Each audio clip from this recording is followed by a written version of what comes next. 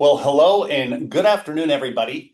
Thanks for joining us for Brevium's webinar, 0 to 60, How Practices Operationalize Interventional Glaucoma and How They Do It Fast. I'm your host today, Matt Jensen, and I'm joined here by my friends Creed Walker and Chuck Williamson. Creed is in charge of business development and growth at Brevium, and my friend Chuck Williamson is the CEO of Williamson Eye Center in Louisiana, and he has been a great mentor to me and friend over the years.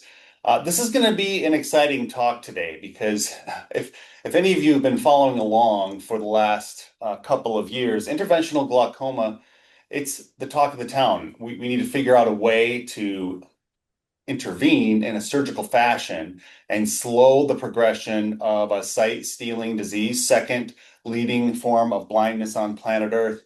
And yet, the standard of care is still a drops first approach. Yet, there's a handful of doctors who have said, I think we can do better. I think we should do better. And we should have an intervention that's surgical and precise first, and then use drops as a bridge therapy while measuring their pressures over time, and a bridge therapy to the next intervention that may take place months or years down the road. Well, to do so, it's that makes sense, but it's hard to operationalize how that's going to work when a lot of these patients aren't coming into our office anymore. They've fled. We haven't called them back. It's hard to flag them. And to make matters worse, we're not keeping up with even the diagnostics that are required to do a good job with these patients that should be done at least annually. That's the framing of the issue today, and why I'm so proud of what Chuck's been building in Louisiana at Williamson Eye Center, and he's done it with Brevium's new offering, Brevium Elite. So that is the table that's set before us. If we run into practices who believe that we should be interventional first for the goodness and betterment of the patient, how do we appropriately find these patients, serve them up to the practice in such a way where they are matched with the correct payer and product offering, that it's tied out to billing, et cetera, and that it's done in a reliable fashion for our team members. So, gentlemen, welcome to the webinar. Creed, maybe before we get started, tell everybody about your role and what the past few months have looked like with Brevium Elite, and then I'll come to you, Chuck. Yeah, absolutely. Well, thanks to Chuck and Matt. It's good to chat with both of you guys in front of everybody. So Brevium Elite launched at ASCRS in April, the first or second week of April. Now it's all blur at this point. Um, Prior to that, I've been working closely with a lot of practices and administrators. Some are on this call, just trying to really understand the operational processes around interventional glaucoma, how the rest of the team can really facilitate and support the physician in their desires to do more interventional treatments for these glaucoma patients. Really just having conversations with practices. Well, we launched the product in April, and since then we have been heads down with practices that have been signing up for our services, and then with that comes a fairly robust process of just really beginning those conversations, and every practice is in different spots. Some are able to do more than others in terms of processes and implementations. But really just a few months now of being heads down with practices and administrators and technicians and physicians and everybody in between, just trying to make sure that we can support their practice in operationalizing interventional glaucoma. Well, Chuck, I'm going to have you give us not only your background, but also you've been looking at this for a long time, and there was kind of a eureka moment. So before we get into the slides and the questions, maybe your background and when was your epiphany? Yeah, absolutely. So appreciate the introduction and opportunity here to talk with you guys. It's always a joy. I've been a practice administrator for 25 years now at Williamson Eye Center, and that time has been filled with a lot of new service line additions.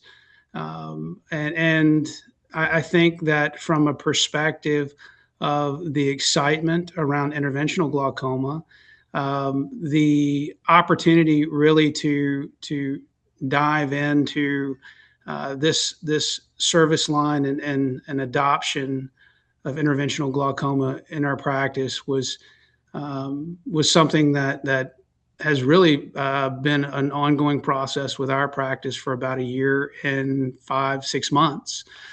The for me the eureka moment, if you will, was really understanding just how not interventional we were as a practice.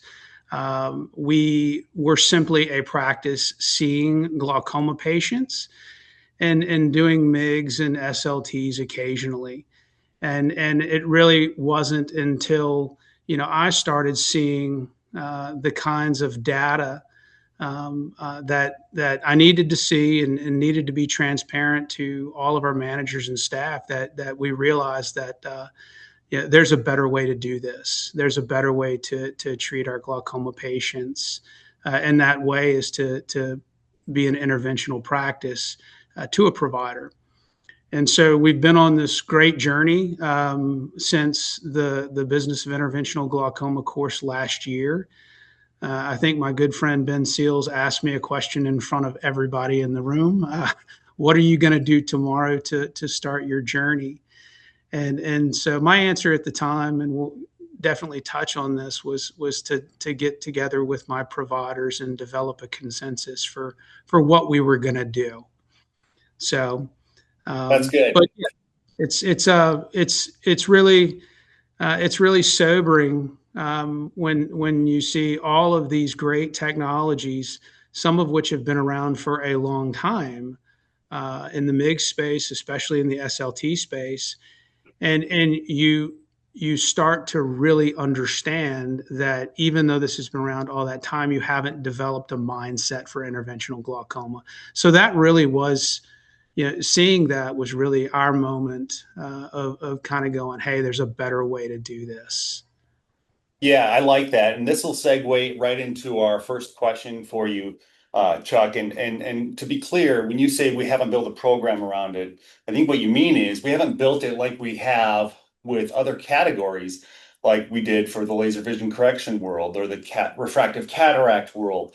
All of the rudiments that we used to get better at those things, we haven't done that for glaucoma. And that's despite the fact that a lot of the care that we do, the interventional care, can have economic output, much like those earlier categories that I talked about.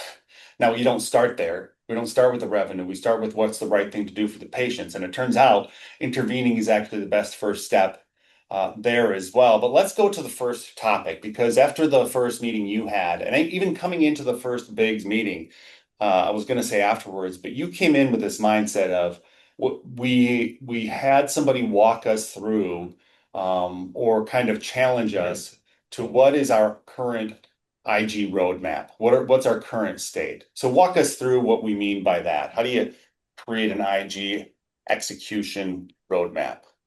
Yeah, absolutely. You have to you have to, without a roadmap, you really don't have an alignment with your practice, and that roadmap are your big steps into becoming an IG practice and executing on IG. And so the first thing that we did was to take a data assessment of where we were as a practice. We looked at things like number of patients in our practice who are actively getting glaucoma care. And I think that that's important because not a lot of people look at what their total addressable market is.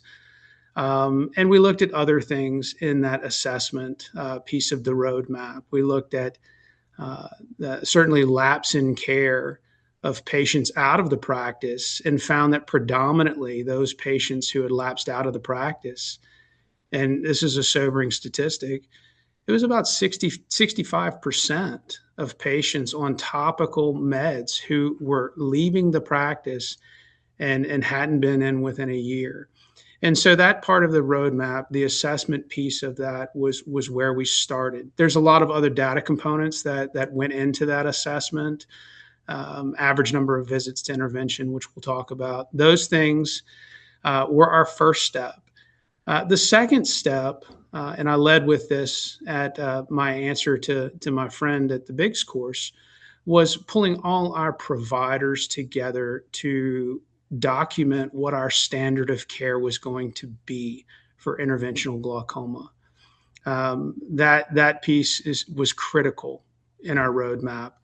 The third component that we had to hang our hats on was how we intended to go out and be intentional about educating our clinical teams and our administrative teams that were there to support our providers and our providers as well. That's the third component of the execution roadmap. And then lastly, create a mechanism for holding yourself accountable. So that is the four-legged stool, if you will, of the roadmap. And that's important. And I'm not the best roadmap guy. I tend to jump into things. And that's okay. But the problem with that is you don't really have something to go back to and to reassess. And that's important because we're reassessing ourselves right now at Williamson Eye Center. We're going through Williamson Eye Center IG 2.0, how we get better. Mm-hmm. And the roadmap is exactly like the initial roadmap. Now I'm going to back you up, Chuck, and I'm going to slow roll you because you rattled off four things, and we're going to keep up with you with the PowerPoint. But for those folks who are listening along and taking notes, the first one is to create that roadmap. We'll come back to this in a minute. The second one is to establish a clinical standard of care, right? And that's I'm going to ask you what you mean by that here in a minute because that sounds like everybody in the room just agreeing that this is the way we're going to handle it, but you did more work than that. It's a real roadmap. It's a real if-then statements that are clinical. That if a patient presents like this, we're going to do this, much like an operations manual in an ER. The third one is drum roll, clinical or business intelligence, and that's where I'm gonna, when we come back to this one, Creed, I'm gonna call on you because the engine underneath all this enablement that Chuck's been able to educate or execute on is how your system, scrapes the data of the patient and serves it up to the team and offers Chuck those KPIs to know, am I doing this okay? And then the fourth one, Chuck, that you mentioned is to find an internal champion. Who is going to be our single source of accountability? If everybody owns it, nobody owns it. We need an IG czar. We need an IG champion to say the buck stops here. And at Williamson Eye, this is how it's going to be. And I'm really impressed with how you've done all four of those steps. But let's run back to the beginning because I just want to number one, this roadmap. Just give me 30 seconds on precisely what you mean by that. It's not a map of your building. It's not like a phone tree map. It's a collection of handoffs amongst team members. Give me a description. Yeah, so in terms of practice assessment, that is a process that we go through with our managers, and certainly with the data that now Creed makes very available to really kind of understand how we're performing, right? And the documentation of protocol is certainly the process of getting, in our practice, it's ODs and MDs, but getting ODs and MDs bought in to how we're going to treat mild, moderate, severe glaucoma patients, OHT patients, what our first lines of treatments are going to be, what our second lines of treatments are going to be. So getting them to agree to a protocol that they can all live with and stick to. And from an education perspective, being very deliberate in every management meeting that we have monthly, in every provider meeting that we have quarterly, and certainly in small breakouts with our departmental groups, continuing to educate them on how we're doing from a practice assessment perspective ongoing, and what new workflows we want to educate everyone on implementing. So that's 30. I went over 30 seconds, but that's really what I mean by It's okay. The IG police are we're holding them back. We're holding them at the door for you. The let's transition now to the standard of care. By the way I would define the roadmap, just to kind of tell you how the clinics that we've worked with have done it, is to, you're rounding up the whole team. You're casting a vision that drops are not the best standard of care. We need to do something better. We need to get patients back for their visual fields. We need to get them into an establishment of a procedural mindset, which means we're gonna have to probably go call a bunch of past patients and get them coming back in, so we know which ones are deficient. And by the way, the number that you mentioned is so frightening. 2/3 of patients haven't come back to us for more than a year if they're in a drop management protocol for glaucoma. The likelihood of those folks suffering from the progression of vision loss is absolutely frightening, and I think we can do better. And that's why IG intervening with procedures is so important. This establishment of a protocol is how you handle each of the subsets. Did I interrupt you, Creed? Sorry about. Yeah, I'm just going to say one point on this. And I know Yeah. I was not called on and I was not allocated time here. So I'm just going to take bonus time on Get this one. one point because I think it's important. And this is something that very early on, Chuck, in our conversations, like a year and a half ago, after the Business of Interventional Glaucoma meeting, that you did that I thought was really powerful, and then it has been a through line between all the practices that I see that are operationalizing interventional glaucoma well. It really comes back to the same point in almost every case, which is when they tried to identify a roadmap, you, and correct me if I'm wrong, but I'm pretty sure I'm right here, identified a different line of business that you thought you were doing well. So whether that's cataracts, moving to premiums, or your refractive business, you picked a business line that you thought you were executing on well, and then identified the points within that business line that you thought were very successful, and then tried to replicate those for basically the foundation or the skeleton for the IG practice to operationalize interventional glaucoma. So I just wanted to call that out because I think that's a big thing and a pretty straightforward thing, maybe self-explanatory thing, but I hear the best practices operationally, especially you, Chuck, that is something that I hear constantly, is identifying another business line that you're doing well at, and then use that as the skeleton to build your interventional process around. Yeah, there's no doubt about that. And for practices like us, and specifically, anterior segment practices that are managing disease, and doing a lot of cataract surgery, that business line was cataract surgery. The patient pathway, the patient journey through ODs and MDs is very similar. And so, from that perspective, we modeled a lot of our patient journeys off of what we were doing in the cataract space, including marketing, which we've really just started to workflow from the perspective of talking to patients ahead of their visits and letting them know about interventional glaucoma. But you're absolutely right. I've been in so many conversations relative to practices starting their IG journey and the thesis has been just model it the same way you did you've modeled your cataract surgery journey.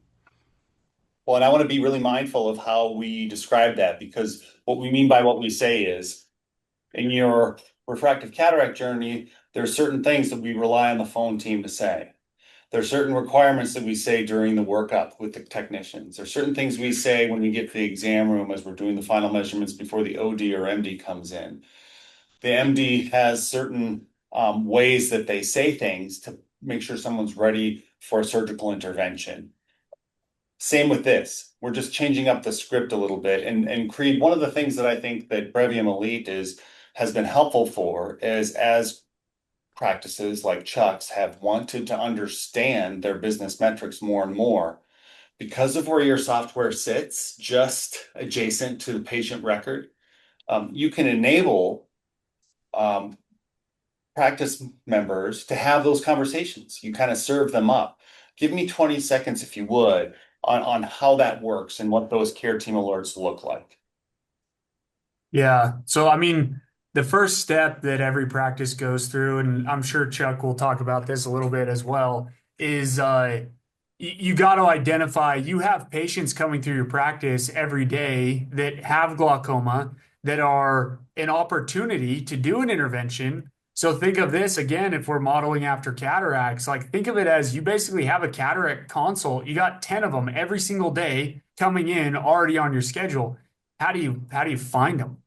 How you find them is you have to, I mean, every practice knows this. You got to go in, you got to identify based off the diagnosis of that patient. Are they a mild, moderate, severe, open angle? What is it, the diagnosis? And then also what is their treatment history? Because depending on your practice protocols, have they already had an SLT and now it's a MIGS, or is this a standalone because they're pseudophakic? So what we can do and help practices with is identify those patients based off of diagnosis and treatment history, demographic, and payer considerations to know who are those patients that are your interventional candidates, or you could think of it as your IG consults that are already on your schedule. Who are those IG consults that are already on your schedule? And so we built out a system to help you proactively identify those and flag them before Yeah. and while they're in the practice. Well, and we know it's well published that roughly 1 out of every 5 cataract patients likely has an interventional case of glaucoma. And we know that we don't do, in our case, roughly 800,000 IG related procedures a year if there's 4 million cataracts being done. And so just flagging those folks, uh, meaning cataract patients are getting in and out of your practice without having an implant intervention, but not a glaucoma intervention. And so having those, that's the lowest hanging fruit. The next lowest hanging fruit are the people in the past who are already happy with their implant procedure that they had with you last year, but still need a surgical intervention for their glaucoma. But we'll get into some of those care team alerts and how that works. I want to get into some questions with you, Chuck, on kind of the BC AD moments, the before and after Brevium Elite, if you will. But Yeah. before I want to remind everybody this session is for you as users of Brevium Elite or as potential users of Brevium Elite. If you've got questions, we'd like you to put them in the chats. You won't be able to ask them audibly because we've got the audience muted.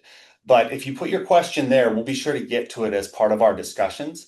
And we'd really appreciate those questions for our panel of experts here. Chuck, before Brevium Elite, how were you identifying which glaucoma patients were candidates for an intervention? Yeah, it was, I guess I could use the word labor intensive. The process of identifying patients in many cases involved daily review and in the moment review of patients that had glaucoma, what their situation was from a historical perspective, whether or not they had a procedure or not, how many drops they were being managed on, what their insurance may or may not cover, and communicating that with our billing team in real time, to try to get back answers quickly enough for the provider before they walked into a room. So it was a really labor intensive process. It was a process in many cases, as I was talking about, in real time, of hold on before you go into that room. I'm waiting to hear back from billing on what we can offer these patients. So there was nothing that we were really doing well, in my opinion, that was forward looking. The and when we would put together forward looking workflows, it was really for the next couple of days, of having our head technicians with our surgery schedulers, going through patients on a patient by patient basis, and reaching out to our billing team, to find what opportunities could be offered that patient, and give that information to the doctor. So what Brevium Elite did was they automated all of that, and they made it clear. There's a lot of noise in a lot of digital noise in a practice management system, and so that strangely enough can bog you down. Clicking through record by record. And so what Brevium Elite did for us was to drive an inbound list of glaucoma patients on a provider by provider basis with tons of detail, as to what that patient's history was in terms of last visit, what they had at last visit.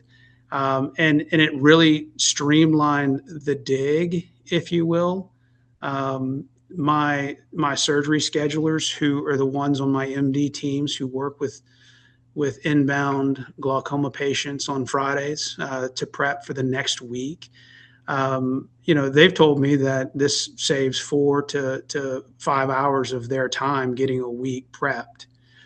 So I think that that's important, because if you scale that out, we have 6 MDs times 6 surgery schedulers, and you think about 4 hours each week dedicated to trying to prep for the next week.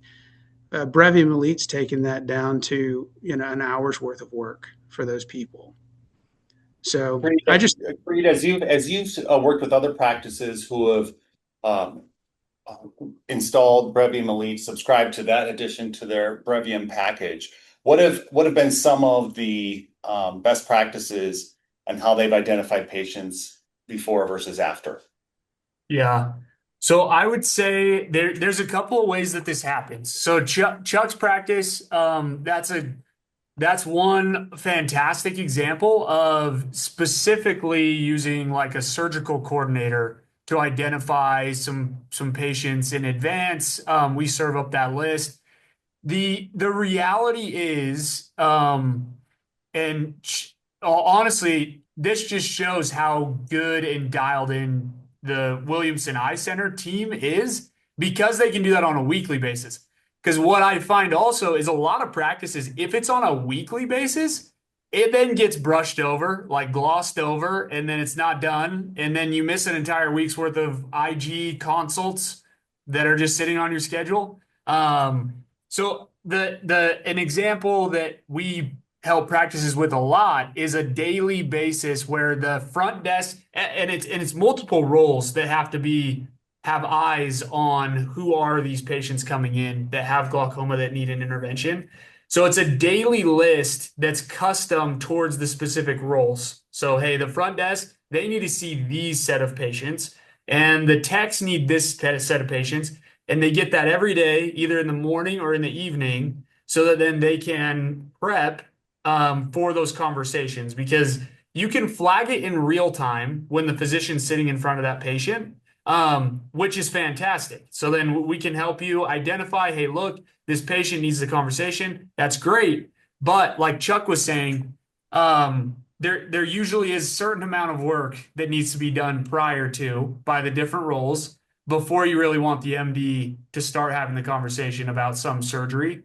You want to confirm a couple of things. So that's a best practice that I would say is a daily process for identifying these patients. Kudos to you and your team, though, Chuck, that you've been able to continue to keep that on rails on a weekly basis. And I'll stay Yeah, with you for a second, Creed, if I can, on the next question. It's really what are the data points that you're finding practices are needing to have access to that you're serving up for those daily meetings, those couple of times a week meetings as they're forecasting the next week of visits. Yeah, so I would say the first number is just number of patients. So, I mean, there's data points like we can dig in deeper, but there's a what is your opportunity size? Chuck highlighted that earlier, is just total. How many glaucoma patients do we have? But then there's also how many are coming in today and how many are coming in next week. And the reason why this matters is because that starts to right size the amount of work that you're looking at. So a lot of practices, when we talk to them, we're like, hey, look, there's patients coming in that are interventional candidates. They start to think through, there are 4 million moving parts inside of any practice and in your operational flow. And so if I said, hey, you now have to go identify and understand 25 patients every day per provider, that's a lot of work that gets added. The reality is when you understand what that number is for the daily number of patients, now you can start to understand, is this a big lift or a little lift? In most cases, it's a huge opportunity, but a small daily lift. And I'd say that's the first data point. Outside of that, it gets into more nuanced of knowing, business intelligence type information like what is your intervention rate? And I think we'll probably visit this a little bit more in a minute, but essentially like what's your conversion rate per Yeah. provider? So then we know like who's doing a good job, who's might need some help and support. And then you get into the patient data points of where are they in their protocol? Have they already had an SLT or not? There's a lot of different things that are super important, but I'd say the first one is knowing what is the daily opportunity size and workload around Chuck, interventional glaucoma for your practice. Chuck, I cut you off to keep it with Creed there, but defend yourself. What are some of the what are some of the data points that have surprised you? yeah, just I think Creed nailed a couple for us, and that's to have an understanding at Williamson Eye Center of the fact that we have 75 to 100 glaucoma patients coming in daily. Just to know what that daily addressable market is for IG procedures, for IG opportunities.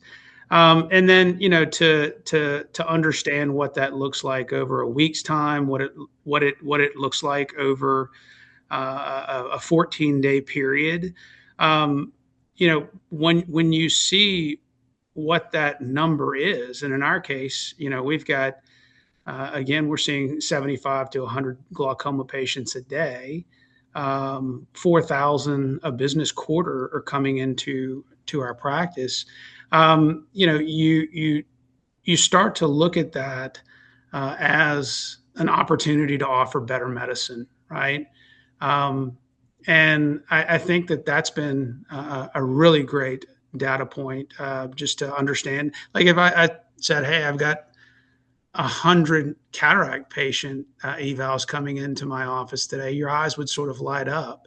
And Hmm. and nobody ever really looked at that from a glaucoma perspective. Nobody was able to deliver what that daily census was without some substantial digging. So that's definitely been a big surprise for us. But what's an even bigger surprise for us as a practice on our IG journey now for a year and a half is what our intervention rates are, what they truly are on a provider to provider basis, given that total addressable market that we've been talking about. It's when you have an OD MD practice like ours in the deep South, where ODs are managing. We have expanded scope of practice for ODs, so they're managing a lot of these patients. When you put the intervention rate together as a practice whole, it's kind of a humbling number. And so the reality of what can you do with those numbers, and can you break them out provider to provider so that you can have meaningful conversations with each provider. That really is sort of a secret sauce in terms of intervention rate that Brevium Elite has. It allows me to, from an MD perspective, I'm pleased with where we are. We're averaging our intervention rates about 35% from an MD perspective. But when I add the ODs into the mix, that number drops significantly. And I want to try to figure out, how do I get that up? How do I improve that? Some of the more elite practices out there have a really great way of having their ODs actually recommend particular treatments that they know their MDs are going to probably recommend. We're still trying to get to that level, but Well, a couple things in that regard. One, I think that one element that could help equip those conversations is that you can also take a look at the payer pathways to find that some procedures are, there's only maybe one covered procedure for that patient, and though payers don't determine procedures, if a provider is thinking it could be this procedure or that procedure, and they're of equal footing from a medical standpoint, they may choose the one that they know has a reimbursement pathway that's been clear. And so all of this is part of the data that can be served up within Brevium Elite. I want to just clarify a point, Chuck, if I could. When you say 35%, curiously, you said there's roughly 75 to 100 glaucoma patients per day. Let's say it's 75. Does that mean that roughly 25 daily are being pulled into an interventional glaucoma pathway, some kind of procedural answer to their needs? No, because that 75 to 100 per day are dispersed amongst my MDs and ODs. Okay. So the average for my practice is lower when I see. you look at the whole. If I just looked at the number of MDs that are seeing those glaucoma patients, I'm at 35% relative I to the see. MD. But I wanted to add just two important pieces in terms of things that surprised me: gaps in care, gaps in diagnostic care. Hugely critical, important piece that honestly we thought we were really good on, and it wasn't until the care gap report provided by Brevium Elite that we were able to see just how many patients on a daily basis and on a weekly basis set to come in next week hadn't had particular diagnostics in quite some time. I think it might be important just quickly for the everybody here, just to define what we're talking about a little bit. So intervention Thank rate, you. I just want to make sure it's clear. So what we're talking about with that number is that's probably new. Like a lot of you probably have never heard of that. What we look at when we look at intervention rate is it's the number of patients that could potentially be an interventional procedural glaucoma patient. And by that, I mean they have to have a proper diagnosis. So open angle glaucoma, pseudoexfoliation, pigmentary, some diagnosis that would qualify them. They cannot have had a previous interventional procedure within a certain period of time, depending on the surgery and what or treatment, whatever it was.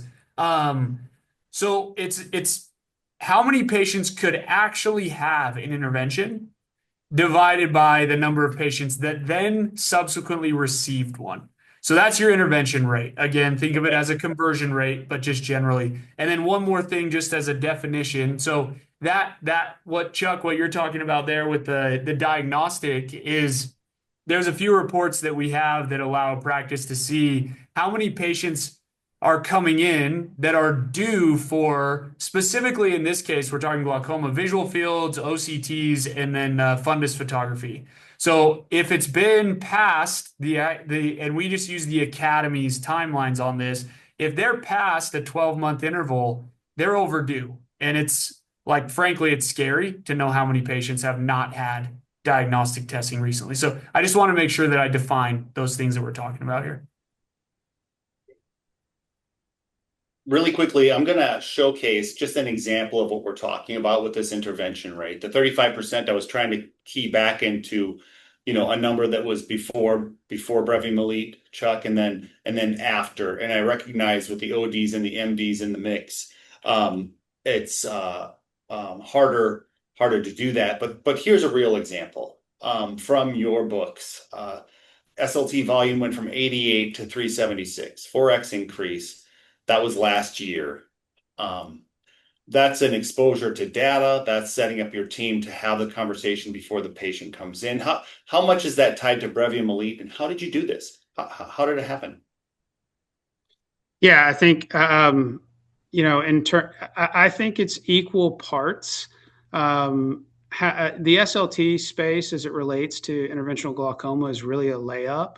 In fact, most consensus protocols that you would read, have SLT in the pipeline as a first option, and then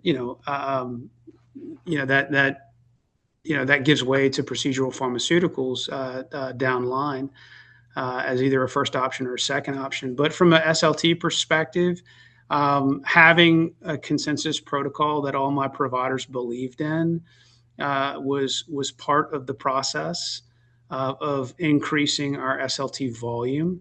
And I would say that the awareness that Brevium Elite provides to my provider teams before they walk into an office, because we curate schedules a week ahead of time and use the data that Brevium gives us, we're able to be top of mind with that offering, because that doctor knows they can walk into that room for that patient and make the offering.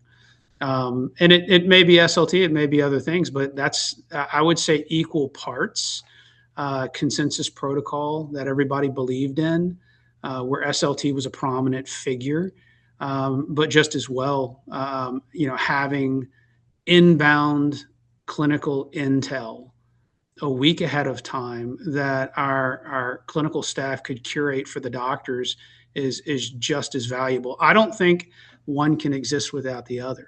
Honestly, yeah. I don't think a consensus protocol can exist meaningfully without business intel. Well, and let me just explain why I think that's important. First of all, when we're talking about a interventional glaucoma consensus protocol, one of the highest downloaded articles in expert ophthalmology is a document about a consensus protocol for interventional glaucoma, jointly written by 8 or so ophthalmologists. They got together, and for the categories of mild, moderate, severe glaucoma, which is the procedure we would recommend doing first in that continuum. So for just basic OHT, then mild, then all the way to refractory. And the first seat that at least one group agreed to is that our first intervention, the very first thing we should do is laser. Followed by, if laser's already been done, our next intervention, if they're still considered in the mild category, would be a procedural pharmaceutical. These roadmaps, protocols are really important because there's so many tools out here for interventional glaucoma that if we're not careful, when we're presented with a patient, infinite possibilities actually creates delay. It doesn't create action, it creates delay. And so it's really helpful for doctors, especially in fully integrated, vertically integrated programs like yours, Chuck, where the ODs and the MDs they've sat down and talked about, hey, if this presents, we do this. That's what I mean by the EHR or the ER operations manual. We don't need to, there's no jazz in the ER. Somebody presents like this, we do this. And we don't say, I wonder what we should do in this situation, and I think similarly, we're looking at glaucoma the same way. So I find that conversation really helpful because it does start with that protocol. If you don't mind going back to slide 10 for a second, I just want to give our audience the brass tacks, Chuck, of exactly what does your team see? What do they see now that they didn't see before? What does it look like, the workflow? Yeah, absolutely. So we've got about five important workflows, but I want to talk, definitely on what the most strategic workflow that we've put into place that's helped our practice with improving our IG execution in Brevium Elite. Specifically on a head tech by head tech level. Um, every Friday, those techs are getting their information, they're getting their patient lists, if you will, and they're working their patient lists. And they don't have to dig for it, right? They can pull this from Brevium Elite, very, very quickly. And they don't have to deal with any digital noise. Their lineup of their patients who are inbound Monday through Friday the next week are right there for them to start working through, looking at very quickly, looking at the history of the patient, and looking at what the potential opportunities would be for an interventional glaucoma procedure. They then take that information and work with their biller. We have a biller assigned to each team. And in some cases, some billers handle two teams. And that biller will then curate or will vet out what that patient's what they can have from an interventional procedural perspective as it relates to what their insurance will cover, right? And so it gives my doctors a way, and this is kind of the I guess the just to segue the sad state, I guess, of the insurance game that we have to play. It's tough, you know. It's a tougher conversation if you're going to go into a room with a patient and tell them, "Hey, you're going to have $2,000 out of pocket," right? But they need to know that, Yeah. so that's the basic workflow. That information will be placed inside of the chart note in the patient record, so that there's transparency at the provider level about whether or not we can offer SLT, what the out of pocket's going to be, whether or not we can offer procedural pharmaceutical, what that out of pocket's going to be. That's the workflow, because what providers want is they want to know before they're walking into a room, what can I offer, and what's the out of pocket going to be for the patient. And so it's a very simple workflow, but very effective if done a week ahead of time. If you're doing it in real time, it's much more difficult. And in some cases, you might not get information back. And so that provider might not really be able to confidently offer an interventional glaucoma procedure.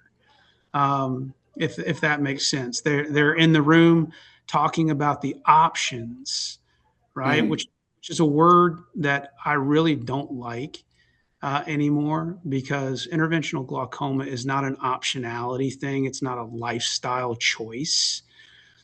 We have to have providers with a week ahead intel, and that workflow has worked great for us.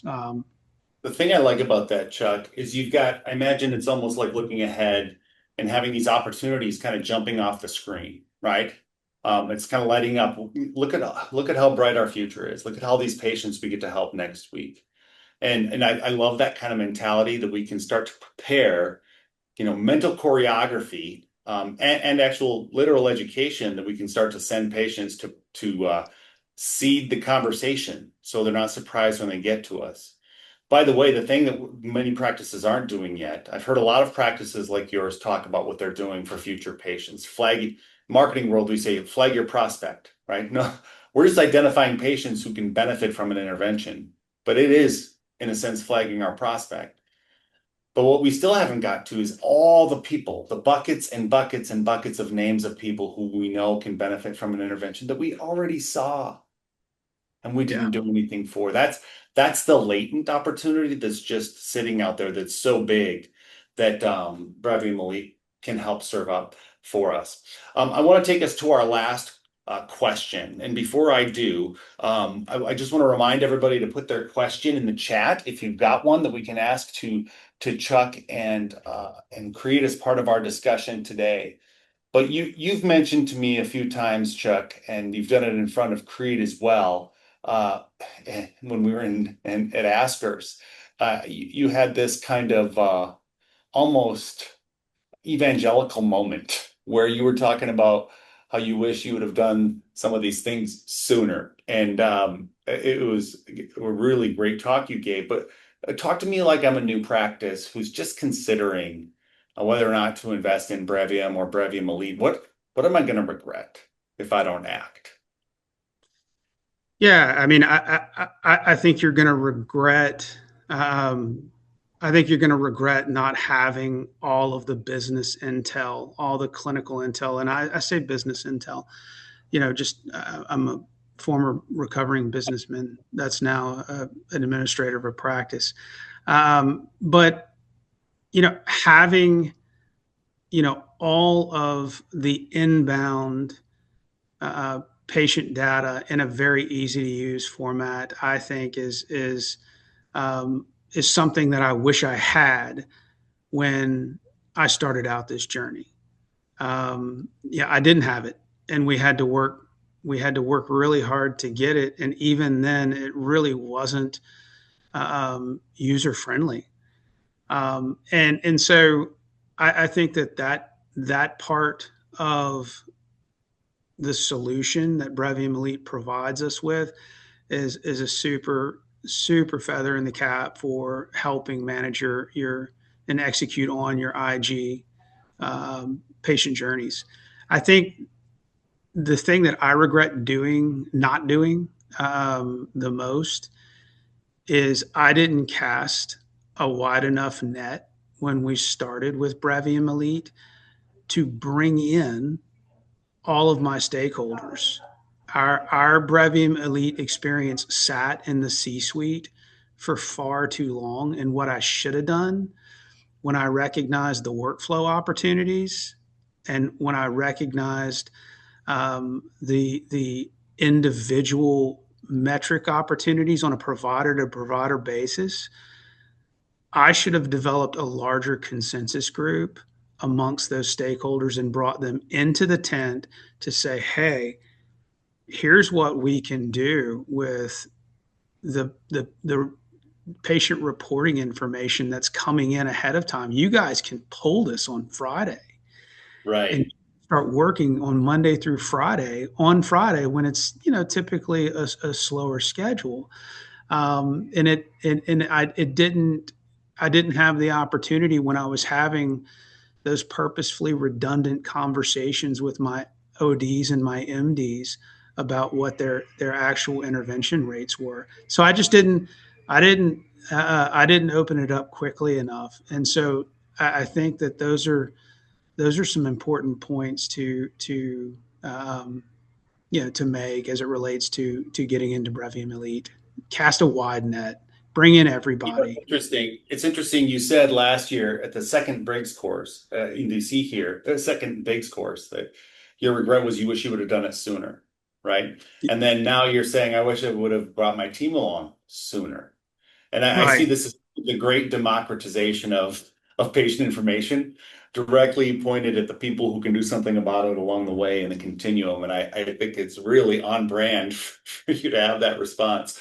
Creed, I'm going to ask you a question that came in from our audience members, and it's walk us through how teams are using this to approach pre-education. Does this set up pre-education by diagnosis or by topic? Yeah, it's a great question. So, what you see right now, I mean, there's a lot of different options for pre-appointment education for patients. Like that's widely known information. I mean, there's a lot of players in that space. What we can allow a practice to do is really most any way that you can do prior appointment education right now is based off appointment type. So you say, hey, this is a cataract consult, so we're going to send out some education for the cataract consult because that's the appointment type you're scheduled for. But going back to this whole, the biggest problem is, or the biggest opportunity and problem for interventional glaucoma is you have consults every day, a lot of them. How do you educate a patient prior to those appointments if you're only doing it off of appointment type? So that's where Brevium Elite can allow you to educate and automate some education material to those patients based off of not their appointment type. They could be coming in for a testing visit. They could come in first for a surgical consult, or it could just be a general visit. It doesn't matter, because what we're going to base it off of is diagnosis history, treatment protocol by your surgeons, or your consensus as a practice. We can trigger things based off of that and allow education to go out prior to any appointment type served up to the patient that actually needs it. Now, there's a lot more to unpack around education, because anytime you're just going to proactively send something to a patient, you want to make sure that your identification and targeting is pretty dialed in. But yes, is the short, very long way to answer your question. We can trigger that based off diagnosis and treatment history, payer, everything. Yeah, that's great. It's no longer has to be a shotgun approach. It can be just in time education, only and exactly what the patient needs the moment they need it. Chuck, I'm going to come back to you with this question. How does the workflow with Brevium Elite, how does it change workflow for OD teams, not just MD teams? Yeah, I think that it clues those OD teams into, um, because they have a note in the record ahead of time. It when they go to preview their record before they walk into the room, they see, because we've already vetted that record and placed a note in the system that this is an IG referral candidate, Hmm. right? And so, they have, they're not walking in, you know, with the idea, with the mindset that they're walking into one of their old glaucoma patients that they're just going to continue to manage. They see that as an IG referral candidate. So I think that moment, I think that moment before doctors walk into the room is such a sacred moment. And if you can, have the head techs of those ODs a week ahead of time, put notes into into the electronic record that that's an IG referral candidate, you can get better traction over to your MDs, and you I've can heard build, practice. Go ahead. you Sorry. you can build from that. There's practices that are that their ODs are taking that information and not only referring, but making a recommendation, because they know what the MD's IG preferences are and their consensuses are on interventional treatments. They're recommending procedures and then sending that referral, and some of it may happen, um, um, maybe a referral clinic to clinic, or even, clinic to a surgery day from an OD chair. And then, of course, the MD has to step in and have that eval moment prior to any interventional procedure. Um, I think that that's how we did it. You went exactly where I hoped you would, which is that the savvy optometrist office, whether it's internal to an MD practice or whether it's external, they will, once the MD group has decided on what their protocol is, the if-then statements, what's our first line of defense in OHT versus mild versus moderate versus severe. Once that protocol is built, you don't sit on it. You share it with your team. You share it with your internal ODs. You share it with your partners. You share it with your referring ODs. Everybody has this roadmap. So when the patient's sitting in front of their optometrist 2 hours away from you, they're saying, okay, you're presenting like this. Good news. I'm going to send you to Blake Williamson. And typically what he's going to do about now is a laser. but they'll tell you all about it once you come in. But everybody's kind of in the know, and that's true collaborative care, true coordinated care, and it makes patients really feel, taken care of and safe. Much less to say it's also good medicine. Yeah. So listen, everybody, I appreciate your time. We slated this for 1 hour, and I've still never met anybody who said, Matt, I wish you'd talk longer. Um, but we've really had a good time with your experience, Chuck, learning about how Brevium Elite is changing your practice patterns, how it's helping way more patients. We talked about the profitability of that SLT growth, but just think of how many more patients have a more stable have stabilized the progression of a terrible disease. Creed, thanks for joining us and showcasing what Brevium Elite can do for practices. You can see on your screen some ways to get more information from the Brevium team. And I'll close with this. Patty Barkey, who was an attendee on our session today, started a Dry Eye University program a decade and a half ago, maybe longer, to try to build protocols in the dry eye space. And one of the things that she stated in the chats is one of the single largest ROIs that an administrator can bring to the practice is Brevium. And I just think that's such a great testimonial to close with as we're talking about how we try to mitigate a sight stealing disease with a technology as straightforward as Brevium Elite. Thanks everybody for listening in. We look forward to our next session. Have a great day.